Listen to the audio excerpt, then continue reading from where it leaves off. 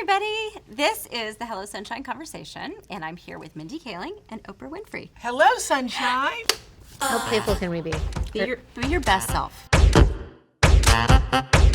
Thank you so much for doing this, guys. Hashtag Hello Sunshine. Hashtag best time ever. Okay, so guys, I have a couple questions for you guys. My first question, because it's about Wrinkle in Time, has these three women who help guide these children through the universe. I'm wondering if you ever had a woman in your life, or a man, somebody who was a mentor to you, who helped guide you. I had a Latin teacher in 7th grade named Miss Hardy who introduced me to Latin, which became my great love through high school, and it was even my major in college. Latin was your major? Mm-hmm. Classics. That's so interesting. Yeah. I had no idea. Yes, I knew that because I studied up on her. Oh. And you too. She cared. Oh wait, She cared. I'm being interview shamed.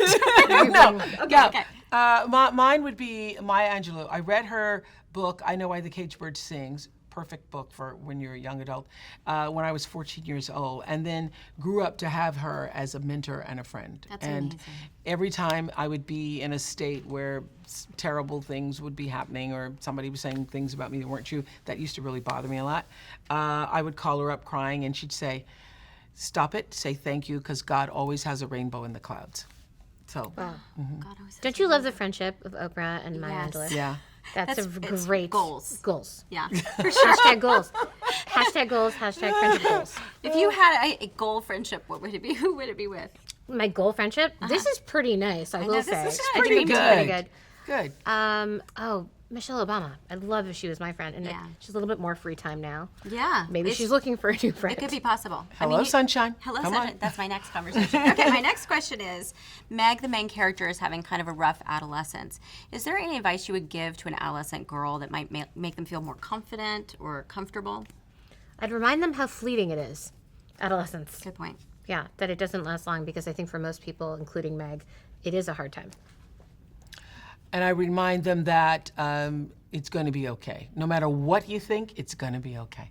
Yeah, it is. It's such a hard time. Well, you've had an adolescent girl, so Yes. you've done it. And now a boy. Okay, so Yeah. what did you say?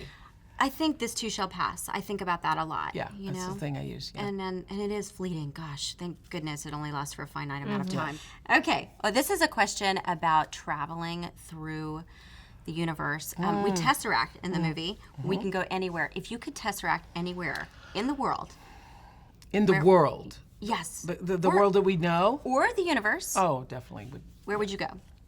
I think going to the United States in 1968 would be very interesting. It was such a politically interesting time, and historically, there's been no year since then that has been so packed with just incident historically. I think that would be great. I already lived it. Don't want to do it. Go ahead. I know, okay, Oprah says no. No, but it was incredible. Yeah, and Sidney Poitier had 3 of the top movies out at the time. It was an incredible really? year. Yes. Okay. Would you want to be tesseract to the past or the future? Well, actually, PBS did this a while back where they would have like a cabin in the woods and people had to live out there like in the 1800s, 1700s. And Gail and I did it. We were supposed to do a did? whole weekend and we only made it a day. And it was a weekend, and you only made it for one day. No we only made electricity, no no plumbing. electricity, no plumbing. You have to get everything.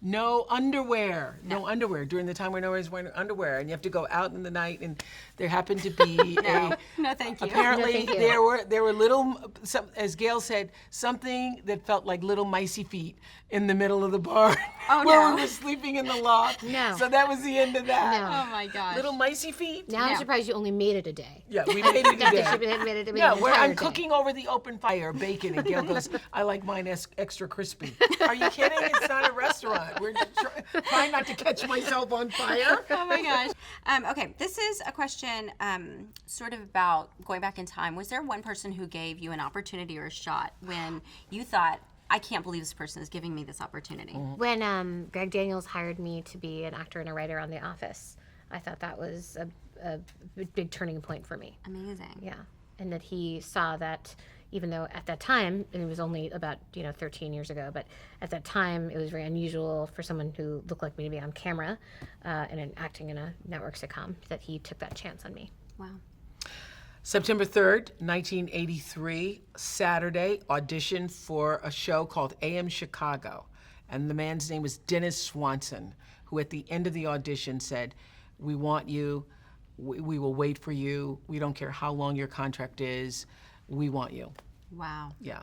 And didn't he say, because I listened to the Making of Oprah, the podcast, that he said, I'm probably losing all my leverage right now by telling you this, but you are one of the biggest superstars I've ever met. Like, he knew.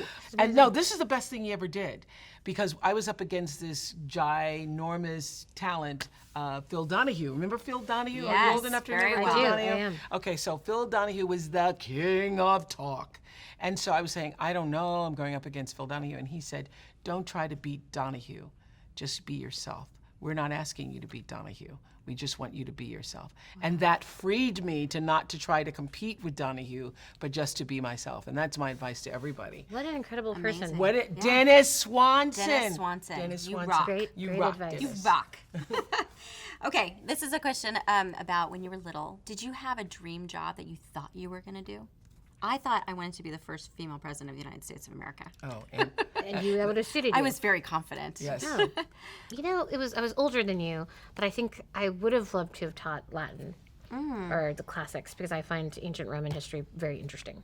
Wow. So that would have been something I This would is like. new. You are news to deep. me. You Yeah. are so deep. I'm really educated and just super deep. So thank you. Intellectual. Thank you for saying it because I don't And understand. funny and gorgeous. Yes, and Like, how do you this whole do that and package. have all of that? Yeah. Mine was going to be a fourth grade teacher because Mrs. Duncan, my fourth grade teacher, I love her so much. I can start bawling right now just thinking about her, Nashville.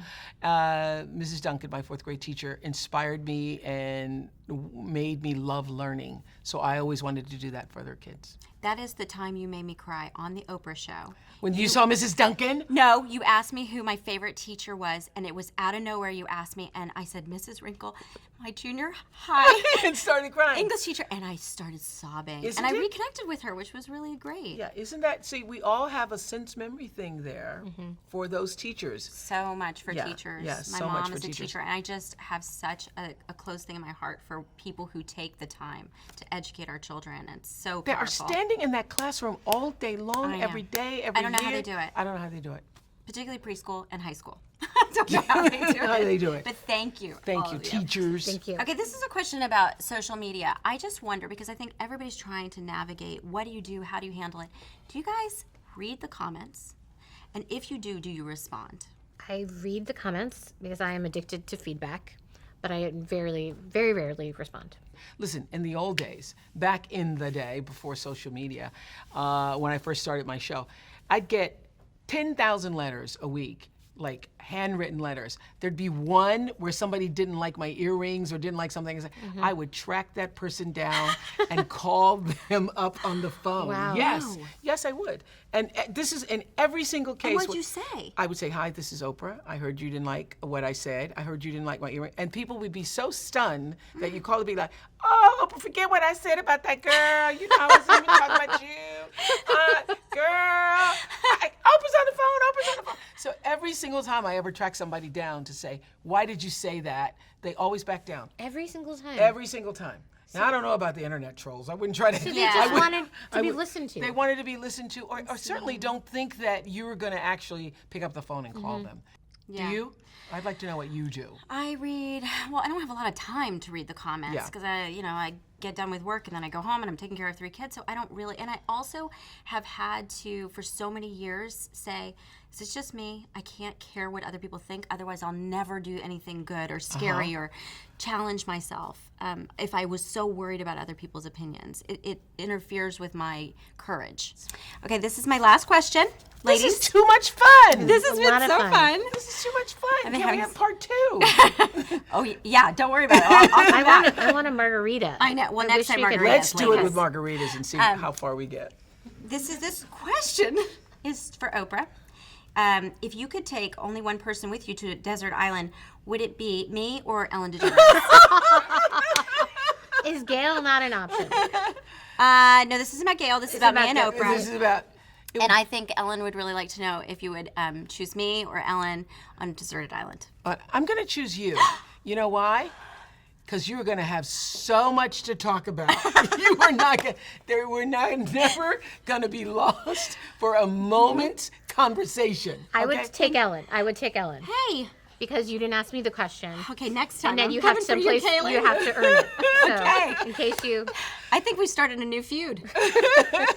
Thank you so much, ladies. This was so nice. Oh, was thank you, great. Sunshine. Hello, Sunshine. Thank you for joining the conversation. I love this. I love the title of this because, you know, when my girls wake up in the morning, I go, hello, sunshine. That's what I say. Hello, sunshine. You know what? I just feel like there's so much bad news in the world. People just need a little bit of nice spot in their day. And you personify sunshine. I'm trying. You are my friend that most personify sunshine. Molly, you can. Are we please shaking or just face being to me? cool? Okay. Still engaged. Sweet. Hey.